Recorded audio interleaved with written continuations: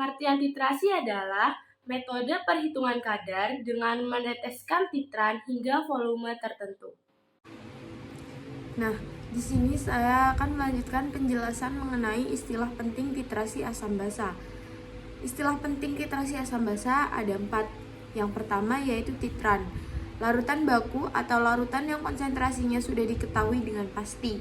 Yang kedua yaitu ada titrat.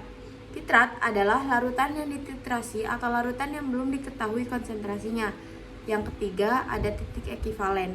Titik ekivalen yaitu kondisi saat asam dan basa tepat bereaksi, bisa disebut juga dengan jumlah mol H+ sama dengan jumlah mol OH-. Dan yang keempat yaitu ada titik akhir titrasi, yaitu kondisi saat indikator mengalami perubahan warna.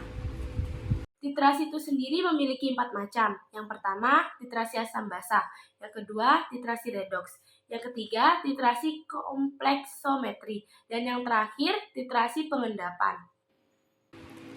Nah, di sini pada titik ekivalen yaitu jumlah mol H sama dengan jumlah mol OH, atau MA kali VA kali A sama dengan MB kali VB kali B. Nah, keterangannya berikut. MA sama dengan molaritas asam, VA volume asam, A valensi asam. Dan MB yaitu molaritas basa, VB volume basa, dan B valensi basa. Alat-alat utama dalam titrasi asam basa ada 4. Yang pertama, statif. Yang kedua, Erlenmeyer. Yang ketiga, buret. Dan yang terakhir, rangkaian alat titrasi. Di sini ada langkah-langkah titrasi asam. Contohnya, menentukan konsentrasi 20 ml asam HCl melalui titrasi menggunakan larutan NaOH 0,1 m dengan tambahan indikator pp. Langkah-langkahnya yang pertama yaitu memasukkan NaOH ke dalam buret dengan bantuan corong, dan yang kedua yaitu memasukkan 20 ml HCl ke dalam Erlenmeyer dan ditambahkan 2 tetes indikator pp. Yang ketiga, lakukan titrasi, yaitu NaOH diteteskan secara perlahan-lahan melalui kran ke dalam Erlenmeyer. Lalu Erlenmeyer digoyang-goyangkan sehingga NaOH dapat bereaksi dengan Hc. Yang keempat, menambahkan NaOH dihentikan ketika sudah terjadi perubahan warna dalam Erlenmeyer.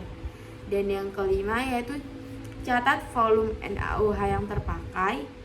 Misalnya volume NaOH yang terpakai adalah 40 ml. Oke, selanjutnya saya akan membacakan contoh soalnya. Yang pertama, reaksi pembentukan endapan AgCl dari larutan AgNO3 dan NaCl dapat dijadikan prinsip untuk menentukan kadar ion Cl-. Jenis titrasi yang digunakan adalah, jawabannya, reaksi pembentukan endapan AgCl dari larutan AgNO3 dan NaCl dapat dijadikan prinsip untuk menentukan kadar ion Cl-. Jenis titrasi yang digunakan adalah titrasi argentometri dengan larutan AgNO3 sebagai titrannya. Soal yang kedua, penetapan kadar ion As3+ dapat dilakukan dengan prinsip perubahan ion As3+ menjadi As5+. Jenis titrasi yang digunakan adalah, jawabannya, perubahan ion As3+ menjadi As5+ adalah suatu contoh reaksi oksidasi yang ditandai dengan adanya kenaikan bilox. +3 menjadi +5. Dengan demikian, jenis titrasi yang digunakan untuk menentukan kadar ion As3+ adalah titrasi redoks.